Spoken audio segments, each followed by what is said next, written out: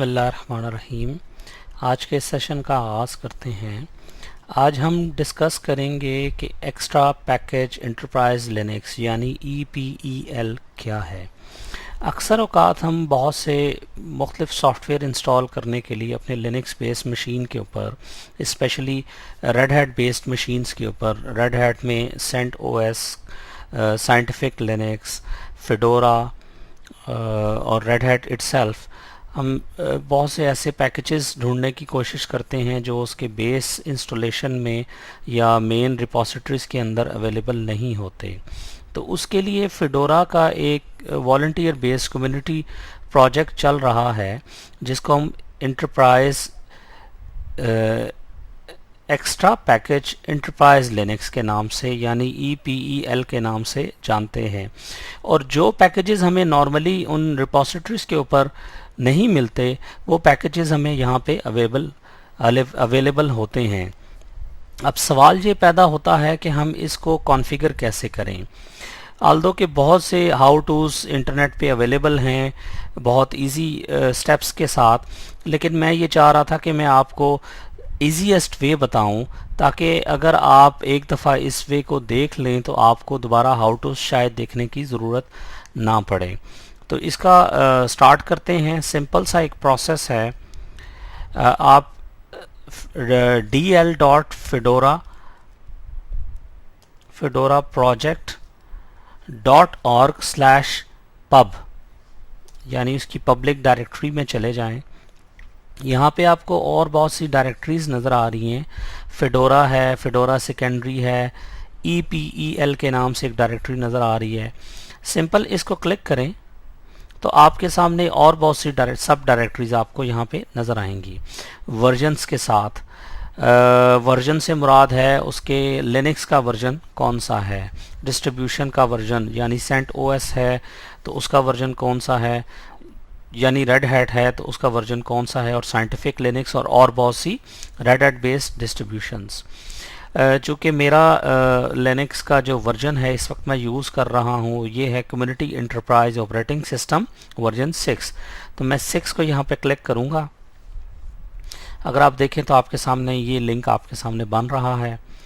और इसके बाद अब मैं यहाँ पे इस्तेमाल कर रहा हूँ 64 बिट, तो x86-64 ही मेरा राइट वर्जन है। इसको मैं यहाँ पे क्लिक करूँगा। अगर आप i386 इस्तेमाल कर रहे हैं तो आप i386 को यहाँ पे क्लिक कर सकते हैं।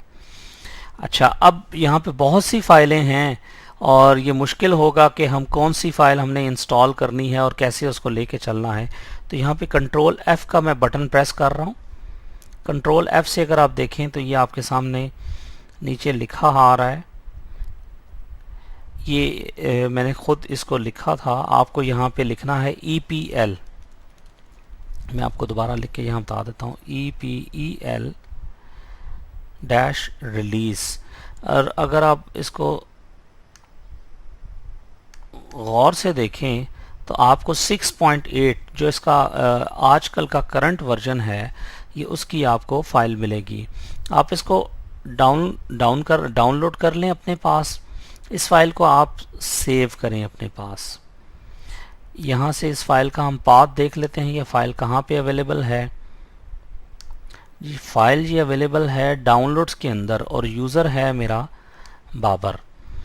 तो मैं इसको ज़रा PWD करके चेक करता हूँ। जी, वर्किंग डायरेक्टरी इस वक्त जो करंट है मेरी वो है होम बाबर डाउनलोड्स। LS करते हैं। अच्छा, आपको ऑब्वियसली आम यूज़र से स्विच करने की ज़रूरत होगी टर्मिनल को। तो खैर मैं इस टर्मिनल को क्लोज़ करता हूँ। मैं आपको एक दफ़ा दोबारा नया टर्मिनल ओपन करके उसके अंदर ये प्रोसेस करके बताता हूँ। स्विच यूज़र के लिए कमांड है SU- और आपके रूट यूज़र का पासवर्ड आपको यहाँ देना होगा। फिर आप /home करें जहाँ पे हमारी वो फाइल अवेलेबल है। फाइल अवेलेबल है /home बाबर डाउनलोड्स।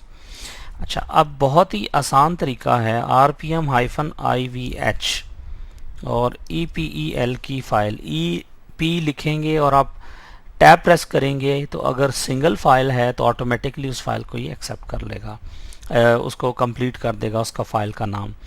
तो मैं यहाँ पे एंटर करता हूँ इसके इंस्टॉलेशन के लिए। तो अगर आप देखें तो इसने इसको इंस्टॉल कर लिया है। मैं यहाँ पे यम लिस्ट करके देखता हूँ।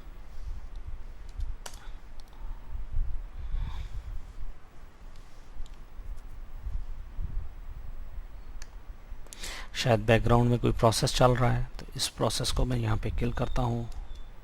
किल -9 की कमांड से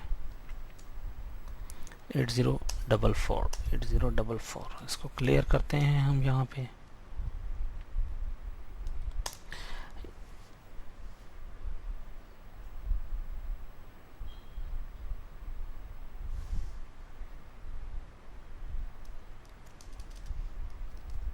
शायद अभी प्रोसेस प्रॉपर क्लियर नहीं हुआ, इसको मैं एक दफ़ा दोबारा किल -9 करता हूँ।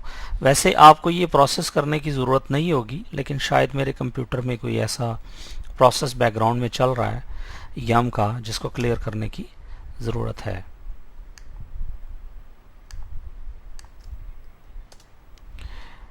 मैंने इस प्रोसेस को क्लियर कर दिया है। अब हम यहाँ पे यम लिस्ट की कमांड रन करते हैं।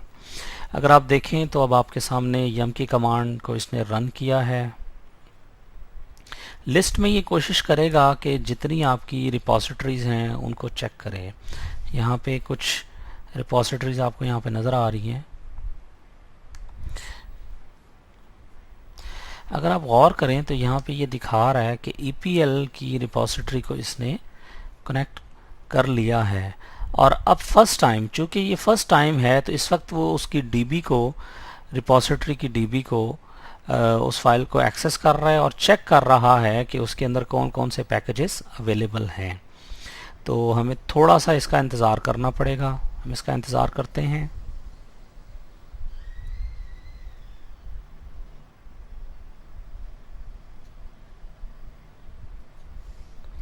स्पीड मेरे इंटरनेट की अगर आप देखें तो मेरे पास इस वक्त ये स्पीड है।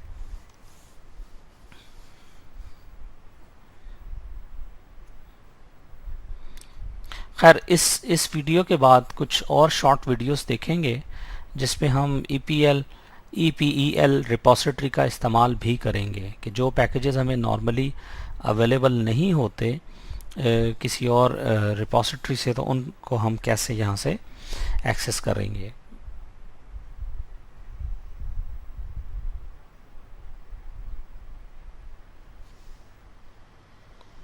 मैं इसको ज़रा क्लियर कर लेता हूँ, डाउनलोड की डायरेक्टरी को, इस फाइल को भी यहाँ पे मैं,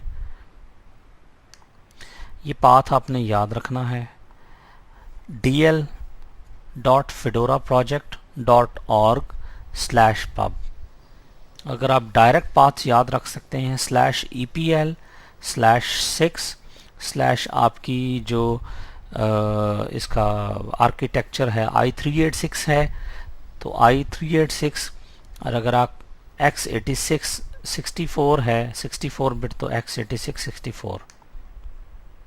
अच्छा, अगर आप गौर करें तो इसने बैकग्राउंड में ये कमांड रन कर दी है और आपको बहुत सी यहाँ पे ऐसी पैकेजेस हैं जो कि अवेलेबल हैं इसकी रिपॉजिटरी में, वो यहाँ पे आपको नज़र आ रहे हैं। आपको राइट साइड पे EPL भी लिखा नज़र आ रहा है, बेस भी लिखा नज़र आ रहा है, जितनी रिपॉजिटरी से हम कनेक्टेड है। तो ये आपके सामने अगर आप गौर करें, तो ये शॉर्ट वीडियो थी, मेरा ख्याल है आपको इसका फ़ायदा ज़रूर होगा। नेक्स्ट वीडियो में इंशाल्लाह मिलते हैं। अल्लाह हाफ़िज़।